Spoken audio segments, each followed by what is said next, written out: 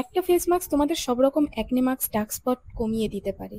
আর সেই ফেস মাস্কটাও তৈরি মাত্র দুটো ইনগ্রেডিয়েন্টস দিয়ে। আর ইনগ্রেডিয়েন্টগুলো ইজিলি তোমরা তোমাদের রান্নাঘরে পেয়ে যাবে। এটার জন্য তোমাদের দরকার শুধু একটু হলুদ, সেই হলুদ যেটা তোমরা খাও, রান্নাতে দাও, আর দরকার একটু মধু।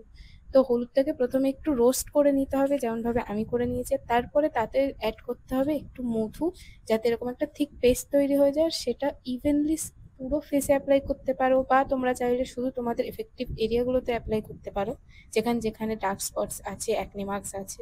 হলুদ তোমাদের স্কিনের ডার্ক স্পটস কমাতে হেল্প করবে, স্কিন ব্রাইট করবে, ইভেন টোন করবে, স্কিন থেকে ট্যানিংও কমিয়ে দেবে। আর তার সাথে এটা অ্যান্টিসেপটিক, তো এটা কোথাও কোনো পিম্পলস তখনও পুরোপুরি ঠিক না হলে তারপরেও অ্যাপ্লাই করা যাবে, কোনো প্রবলেম হবে না।